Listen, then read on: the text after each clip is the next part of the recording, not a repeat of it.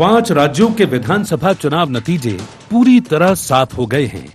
BJP ने इतिहास रचते हुए 5 में से 3 राज्यों में स्पष्ट बहुमत हासिल किया है।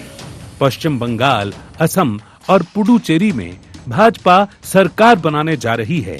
वहीं केरल में कांग्रेस सरकार बनने के साथ ही 50 साल में पहली बार लेफ्ट का आखिरी किला ढह गया। पिनाराई विजयन के नेतृत्व वाले एलडीएफ गठबंधन ने इस चुनाव में करारी हार का सामना किया है। बता दें, इन 5 राज्यों में सबसे अधिक नजरें लोगों की बंगाल चुनाव नतीजों पर टिकी थीं, जहां दीदी के 15 साल के शासन का सत्ता पलट हुआ है। अपनी हार के बाद ममता बनर्जी ने चुनाव प्रक्रिया पर सवाल उठाए, जबकि कांग्रेस ने कहा कि जहां उनकी स्थिति मजबूत थी वहां वे जीते और नतीजों पर आत्ममंथन करेंगे। चुनावों में मिली प्रचंड जीत के बाद प्रधानमंत्री नरेंद्र मोदी भाजपा मुख्यालय पहुंचे। उन्होंने इसे भाजपा कार्यकर्ताओं की जीत बताया। पश्चिम बंगाल के नतीजों पर मुख्यमंत्री डॉक्टर मोहन यादव ने कहा कि जनता ने प्रधानमंत्री नरेंद्र मोदी के नेतृत्व पर विश्वास जताते हुए राज्य के विकास के लिए तृणमूल कांग्रेस को सत्ता से बाहर कर भाजपा को चुना। इसका सीधा मतलब है कि अब बंगाल का विकास सुनिश्चित और तेज गति से आगे बढ़ेगा।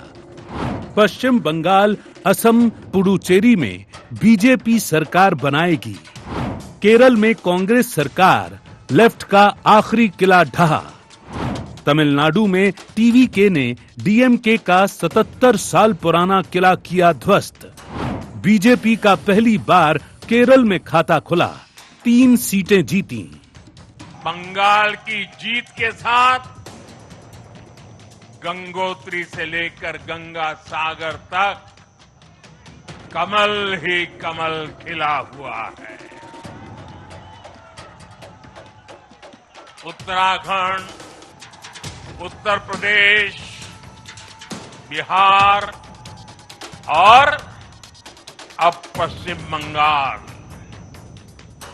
आज मां गंगा के इर्द गिर्द बसे इन राज्यों में बीजेपी एनडीए सरकार है। भारतीय जनता पार्टी एनडीए के लिए बड़ी खुशखबरी है। टीएमसी की जो निरंकुश सरकार थी उससे निजात मिलेगा और वहां पर भारतीय जनता पार्टी की स्पष्ट बहुमत में सरकार बनेगी।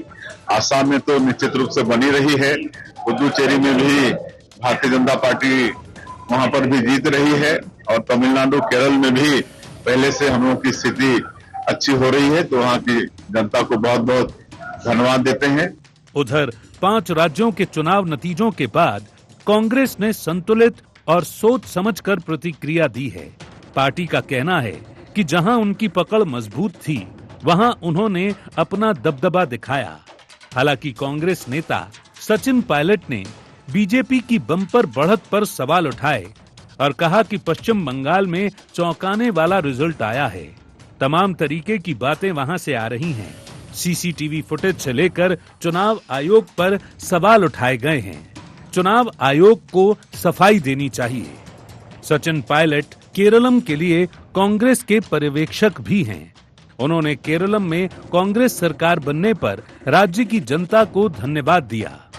बहुत खुशी है हमें कि केरल में अच्छी जीत हमारी होने जा रही है। 10 साल से लेफ्ट सरकार थी, उसको बाहर करने का रास्ता जनता ने दिखाया है। बंगाल में भी उलटफेर हो रहा है, तो मुझे लगता है कि जो जनता का निर्णय है, जो भी परिणाम आएंगे, सबको स्वीकार होगा। बहरहाल इन चुनावों ने न सिर्फ राज्य में सत्ता के समीकरण बदले हैं, बल्कि राजनीतिक बहस और लोकतंत्र की प्रक्रियाओं पर भी नए प्रश्न खड़े किए हैं। अब देखने वाली बात ये होगी कि ये नतीजे राज्य और केंद्र की राजनीति पर किस तरह असर डालते हैं और आने वाले चुनावों में इसका कितना प्रभाव दिखाई देगा। Bureau report, IND 24।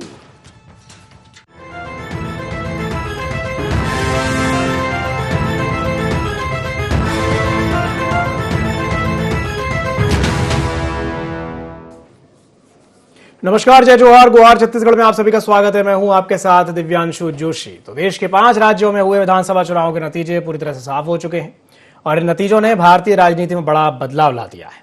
Bharatiya Janata party ने शानदार प्रदर्शन करते हुए 3 राज्यों पश्चिम बंगाल, असम और पुदुचेरी में स्पष्ट बहुमत हासिल करके सरकार बनाने की स्थिति में खुद को पहुंचा दिया है। तो वहीं केरलम में भारतीय राष्ट्रीय कांग्रेस की सरकार बनने जा रही है, जहां 50 साल में पहली बार लेफ्ट का किला ध्वस्त होता नजर आया है। सबसे ज्यादा निगाहें पश्चिम बंगाल पर ही थीं, जहां पर ममता बनर्जी के 15 साल पुराने शासन का अंत हो गया है। चुनावी नतीजों के बाद उन्होंने प्रक्रिया पर सवाल उठाए, जबकि कांग्रेस ने आत्ममंथन की बात कही है। पीएम मोदी ने इस जीत को पार्टी कार्यकर्ताओं की मेहनत का परिणाम बताया है। तो आज इसी विषय को लेकर के हम चर्चा करेंगे। हमारे साथ चर्चा में कुछ खास मेहमान शामिल हो रहे हैं, आपका परिचय करा देते हैं। हमारे साथ चर्चा में जुड़ रहे हैं गंगेश द्विवेदी जी, वरिष्ठ पत्रकार हैं। गंगेश जी, बहुत बहुत स्वागत है आपका IND24 में। और हमारे साथ जुड़ रहे हैं वासु शर्मा जी, भारतीय जनता पार्टी के प्रवक्ता हैं। वासु जी, आपका भी बहुत बहुत स्वागत है IND24 में। सबसे पहले तो वासु जी, आपको बहुत बहुत बधाई। आज का दिन आपके लिए बहुत ही खास है। असम आपने रिटेन किया, पश्चिम बंगाल में इतिहास रच दिया और केरल में भी पहली बार खाता खोल लिया। 3 सीटें आपकी आई हैं, तो निश्चित रूप से आप बधाई के हकदार हैं। आपको बहुत बहुत बधाई, शुभकामनाएं। सवाल मेरा आपसे यही रहेगा कि सोचा था कि मतलब इतनी बड़ी जीत मिलेगी या अनएक्सपेक्टेड लगा? कुछ ऐसा लगा कि अप्रत्याशित जीत मिल गई, इतना नहीं सोचा था, ऐसा कुछ? क्या कहेंगे वासु जी?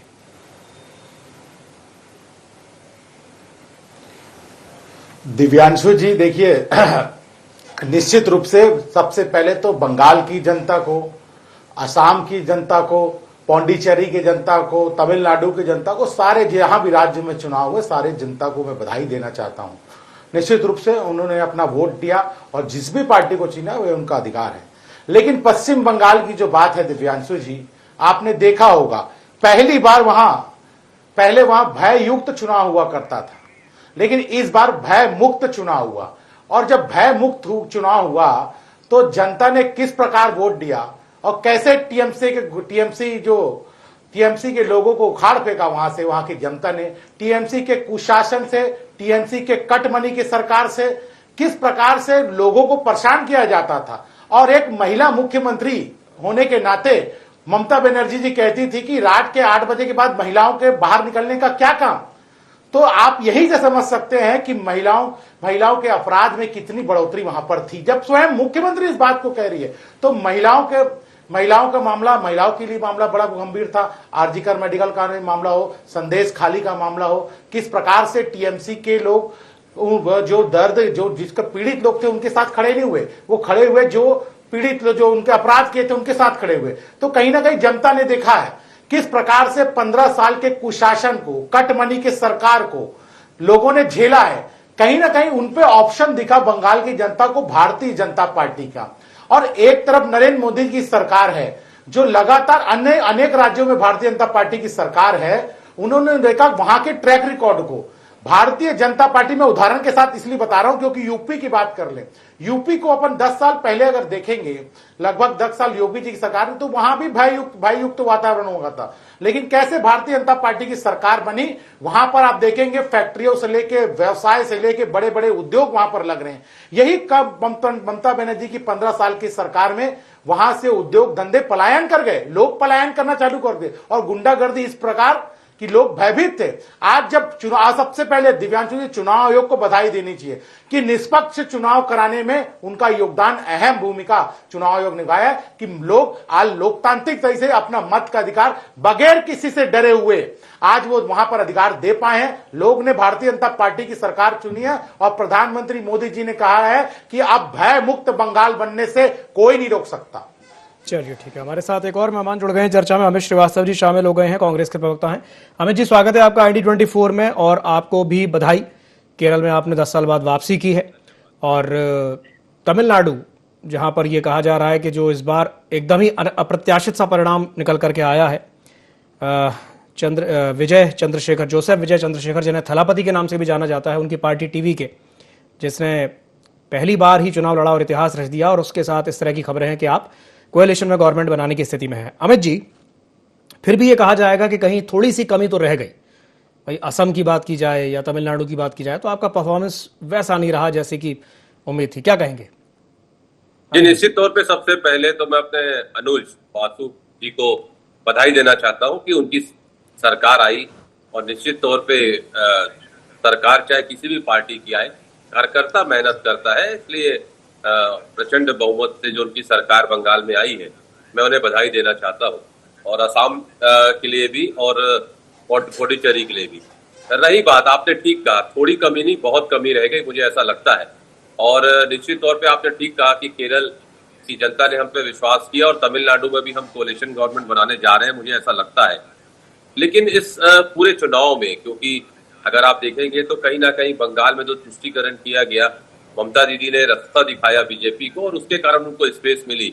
और अगर वो अच्छे से सरकार वहां पर चलती, जैसा भी वासु शर्मा जी ने कहा कि कट कमीशन और करप्शन वाली सरकार नहीं होती, तो मुझे लगता है इतना बड़ा मार्जिन से बीजेपी कभी नहीं जीतती। लेकिन यक्ष प्रश्न ये है कि कहा भी जाता है ना दिव्यांशु जी, कि नाम काटकर जीतना अगर सियासत का उसूल है, नाम काटकर जीतना अगर सियासत का उसूल है, तो ये जीत नहीं साहब, लोकतंत्र ही भूल है। और जब मैं कहता हूं तो इसके पीछे पूरा तर्क होता है कि आप देखिए कि 91 लाख जो वोट है वो काट दिया गया, जनता की आवाज को दबाया गया और 30 लाख वोट को फ्रीज करके रख दिया गया। देखिए, बंगाल का चुनाव 1000, 2000, 5000 के मार्जिन से चुनाव जीता जाता है, और वहां पर अगर आप 30 लाख वोट को फ्रीज कर देंगे तो आप ये समझ लीजिए कि लगभग, अगर बंगाल की पॉपुलेशन आप देखेंगे तो 6 करोड़ 82 लाख पॉपुलेशन है, मतलब लगभग आप 13% वोट आपने हटा दिया, जो आसानी से परिणाम बदलने की ताकत रखते थे। मतलब जहां मुकाबला 5-10 हजार वोटों का था, वहां लाखों लोगों का नाम हटाना, ये क्या संकेत देता है कि ये कोई संयोग है कि कोई प्रयोग है? क्योंकि अब ऐसा माना भी जा रहा है और बंगाल की जनता का ये सोचना भी है कि बंगाल में चुनाव अब बैलेट से नहीं, लिस्ट से लड़ा जा रहा है। और अगर आप जनता से नहीं जीत पा रहे हैं, पिछले बार आप 77 में रोक ली थी जनता ने, तो इस बार आप डेटा से खेल रहे हैं, और कटा हुआ नाम जो है वो कहीं ना कहीं लोकतंत्र पे एक चोट है। अब मैं आता हूं कि जिस प्रकार से बंगाल में हमने देखा या दूसरी जगह में हमने देखा, तो आपको समझना पड़ेगा कि आप कहीं ना कहीं इलेक्शन कमीशन ने जो किया, मैं आपके माध्यम से कहना चाहता हूं कि जैसे कलकत्ता में रूम नंबर 17, वहां पर जिस प्रकार से काउंटिंग की गई, शिकायत करने के बाद 30 जगह की शिकायत हुई, खोला 1 ही जगह गया, सीसीटीवी बंद कर दिए गए, 2.5 लाख से ज्यादा वहां पर रिजर्व फोर्सेस लगा के रखा गया। ठीक है, उसमें कहीं खराब चीज नहीं है, फ्री एंड फेयर इलेक्शन कराने के लिए जो इलेक्शन कमीशन को करना चाहिए वो होना चाहिए। लेकिन मैं फिर कह दूं कि कहीं ना कहीं आप देखिए, ये फ्री एंड फेयर इलेक्शन मुझे लगता है ऐसा नहीं है। लेकिन मैं फिर आपके माध्यम से कह दूं कि लोकतंत्र में जनता जनार्दन होती है, और जनता का जो भी निर्णय है बड़ी विनम्रता के साथ हम स्वीकार करते हैं। और पुनः मैं अपने छोटे भाई वासु शर्मा जी को बधाई देता हूं। ठीक है वासु जी, मैं आपके पास आऊंगा, लेकिन गंगेश जी भी हमारे साथ जुड़े हैं, टिप्पणी उनसे भी चाहूंगा। गंगेश जी, मैं आपसे जानना चाहूंगा कि आज का दिन और ये जो रिजल्ट आया है, ये जो परिणाम आया है, अपने आप में ये केस स्टडी है। मैं इसको एक केस स्टडी की तरह देखता हूँ। भाई, बंगाल की बात कर लें, तमिलनाडु की बात कर लें, या अपन केरल की बात कर लें, खास करके बंगाल और तमिलनाडु की बात करना चाहेंगे कि बंगाल में मैं आपसे जानना चाहूंगा कि भाई क्या कारण रहा कि इस तरह का परिणाम आया है, कि बीजेपी ने ऐसा क्या किया कि पहले 2016 में 3 सीटें, उसके बाद 77 सीटें 2021 में, और अब सीधे 190 और 200 के पार टैली दिखा रही है कि भाई 200 के पार जाते हुए दिख रहा है। और तमिलनाडु में तो आज मतलब मैं कहूंगा कि इतिहास रच दिया गया। एक ऐसी पार्टी जो अभी मात्र 2-2.5 साल ही हुए हैं उस पार्टी को बने हुए ही, और इस तरीके से थलापति विजय ने कमाल ही कर दिया। कैसे देखते हैं आप इसे, क्या कहेंगे गंगेश जी? देखिए, सबसे पहले तो सबसे महत्वपूर्ण जिस पे सारे देश की नजर थी, पश्चिम बंगाल में अमित जी ने जो तर्क दिए हैं, मैं उससे पूरी तरह सहमत हूं कि जिस तरह से नाम काटे हैं उसका असर निश्चित तौर पर चुनाव में हुआ होगा। लेकिन इस बात से मैं पूरी तरह सहमत नहीं हूं कि इतना जो चेंज आया है 90 से सीधे 200 पार, ये चेंज जो केवल आंकड़ों की बाजीगरी से कर पाना बहुत मुश्किल है। एक बात ये, दूसरी बात ये है कि जो मीडिया में रिएक्शन आ रहे थे, जो बहुत सारे सोशल मीडिया यूट्यूबर्स थे, पत्रकार लोग जो वहां सक्रिय थे, वो लोग जब जनता से बात कर रहे थे तो मैंने देखा अक्सर जनता का जो रिएक्शन दिखा है बंगाल में, बहुत खामोश रही, लोग बात करने से बच रहे थे। तो जनरली ऐसा कब होता है जब कि कोई सरकार, कहीं ना कहीं सरकार की जो छवि रहती है वो तानाशाह जैसी रहती है, या प्रेशर रहता है जनता के बीच, तब वो सरकार जो है तब उस सरकार में लोग बोलने से बचते हैं। जैसे छत्तीसगढ़ में 2018 चुनाव को उदाहरण दे रहा हूं, 2018 चुनाव में लगने लग गया था, बिल्कुल लोग मुखर हो चुके थे कि बस बहुत हो गया भाजपा, सही बता रहा हूं मैं, इसमें कोई दो मत नहीं है। तो एक माहौल बनने लग गया था कि इस बार भाजपा जो है, लेकिन इतना बड़ा अंतर हो गया हमको भी अंदाजा नहीं था, लेकिन यह समझ में आने लगा कि भाजपा 2018 के चुनाव में हारेगी। तो वैसा माहौल छत्तीसगढ़ जैसा माहौल बंगाल में नहीं था। बंगाल में लोग जब भी पत्रकार जाके बात कर रहे थे, लोग बोलने से बच रहे थे, यानी कहीं ना कहीं दहशत थी। और उस दहशत का एक बड़ा कारण मैं समझता हूं जो पिछले साल घटना घटी एक महिला डॉक्टर के साथ जो घटना हुई, उसने पूरे देश को हिला के रखा, पूरी मेडिकल कॉम को हिला के रखा। वो बच्चे जो मेडिकल की तैयारी कर रहे हैं वो हिल गए थे। हमारे घर के परिवारों के कई बच्चे ऐसे थे जो उस घटना को देख के शॉक्ड हो गए थे। तो वो जो इम्पैक्ट था, बड़ा इम्पैक्ट, ये कानून व्यवस्था को और वहां की स्थिति को दर्शाता है, जिसका बड़ा इम्पैक्ट मुझे लगता है आज के चुनाव तक उसका आया होगा 100%। और जो रीति नीति है सरकार की, वहां की जिस तरह से चीजें वहां पर हुई, तोड़फोड़ हुई, और ये तमाम चीजें जो है, जो घटनाक्रम उस समय जिस घटनाक्रम को जो परिणाम लोग देख रहे थे, देश में देख रहे थे, वहां के लोग तो भुगत रहे होंगे, राज्य के लोग वो तो ज्यादा बेहतर जानेंगे।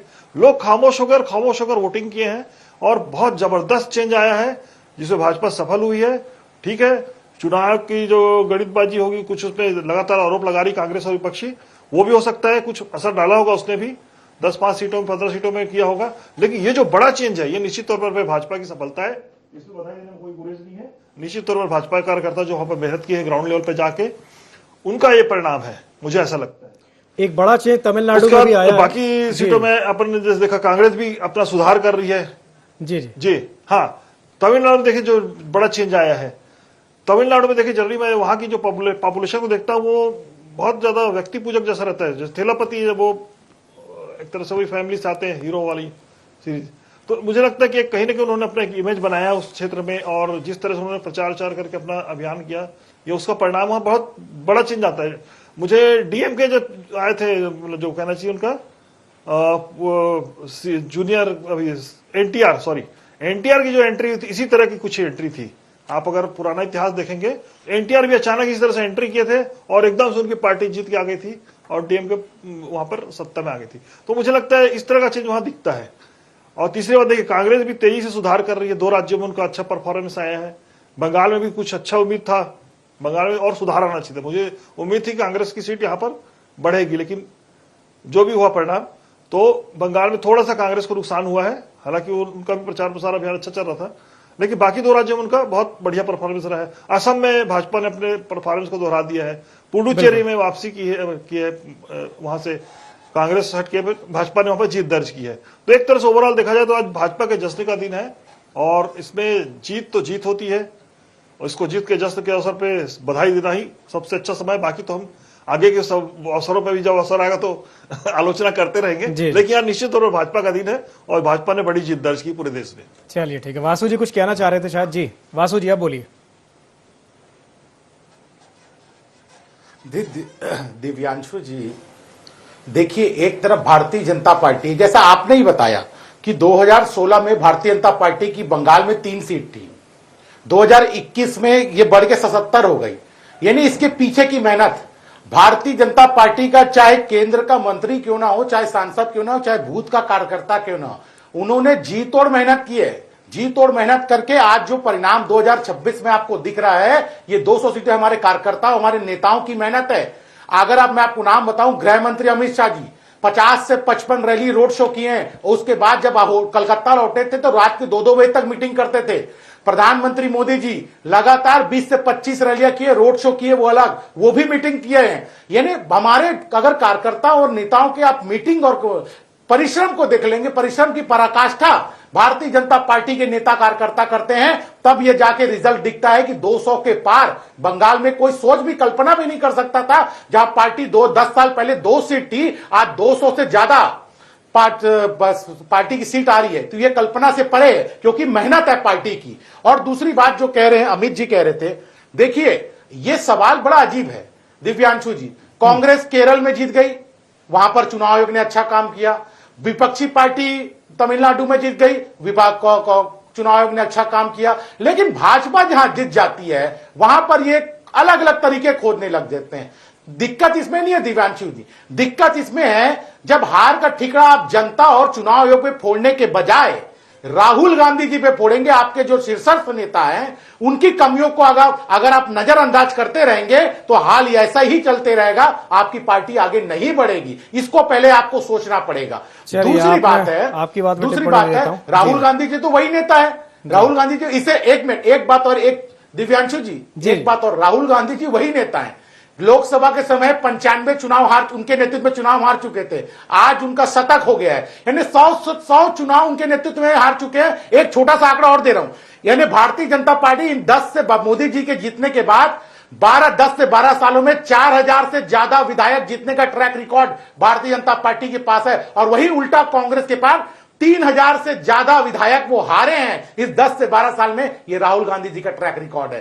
तो चिंता करने की जरूरत राहुल गांधी और कांग्रेस के नेताओं को है, बल बजाय चुनाव आयोग और जनता पे टिकरा पड़ेगा। ठीक है, अमित जी आपकी टिप्पणी। देखिए, कहते हैं ना, वासु शर्मा जी ने बहुत सारे आरोप लगाए।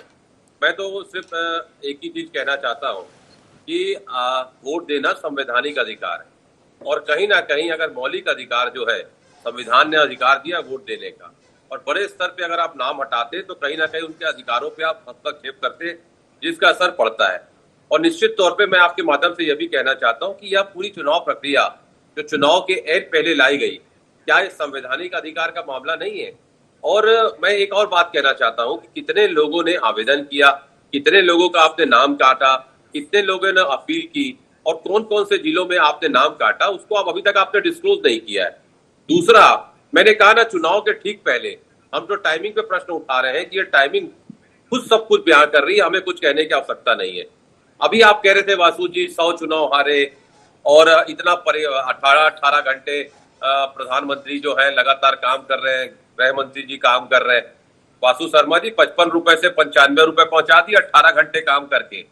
दूसरा, आपने कहा, तो मैं आपको बता दूं कि इतनी सारी रैलियां वो छत्तीसगढ़ में भी किए थे, मध्य प्रदेश में भी किए थे, राजस्थान में भी किए थे, वहां तो सरकारें नहीं आई। लेकिन लगातार मैं आपके माध्यम से एक ही चीज कहना चाहता हूं कि इस प्रकार का जो आप अभी अपना रहे हैं, मुझे किसी की पंक्तियां याद आती है दिव्यांशु जी कि हमने इस दौर में फैसले निराले देखे हैं, फैसला कत्ल के कातिल के हवाले देखे हैं। और लगातार जिस प्रकार से मैंने कहा ना कि आज दिन वासु जी का है, मैंने शुभकामना मैंने पहले भी दी, लेकिन वासु जी आपको मैं बड़े भाई होने के नाते एक सजेशन भी देना चाहता हूं, क्योंकि आप मेरे बहुत प्रिय अनुज है। राजनीति हो चाहे दूसरी चीज हो, कहते हैं ना कि छोटे मन से कोई बड़ा नहीं होता, उसी प्रकार से कहते हैं ना कि छोटी सोच और पैर में मोच आदमी को बहुत आगे नहीं ले जाती है। मैंने तो आपको बधाई दी, लेकिन आपने मुझे केरल की जीत की बधाई नहीं दी वासु जी। चलिए, वासु जी वो कह रहे हैं कि हाँ, उन्होंने तो आपको बधाई दी, आपने बधाई नहीं दी केरल की, क्या कहेंगे?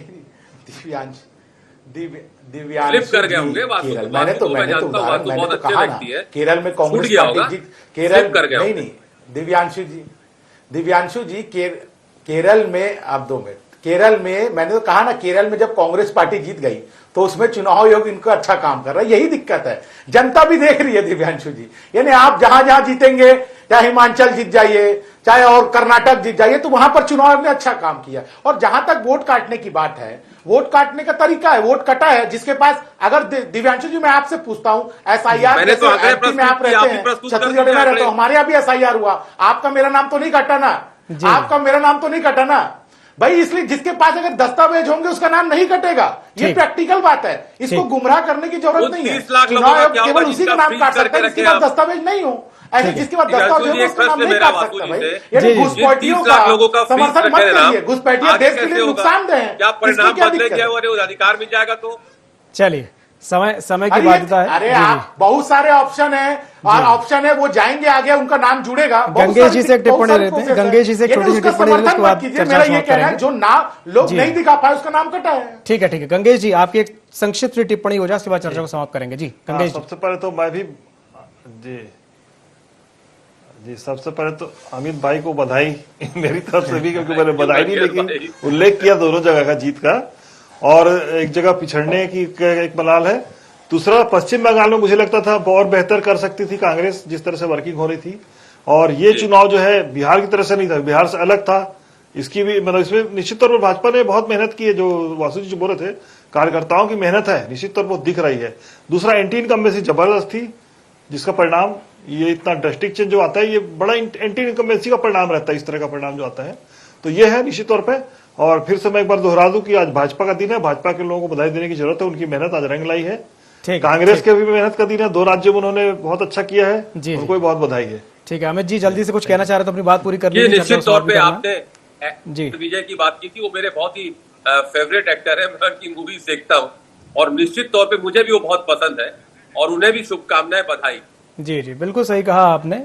जितने भी आज जीते हैं वो सभी बधाई के पात्र हैं। उन्होंने मेहनत की है भाई, मेहनत की है तभी तो परिणाम आया। चलिए मेहनत का परिणाम है सारे जी लोगों का। बिल्कुल सही कहा। चलिए बहुत बहुत किसी भी पार्टी के कार्यकर्ता। जी जी बिल्कुल सही कहा आपने। बहुत बहुत धन्यवाद आप तीनों मेहमानों का हमारे साथ जुड़ने के लिए, चर्चा में शामिल होने के लिए। तो समय की बाध्यता के चलते इस चर्चा को मैं समाप्त करना चाहूंगा। खबरों का सिलसिला लगातार जारी है, बने रहिए ID24 के साथ। नमस्कार।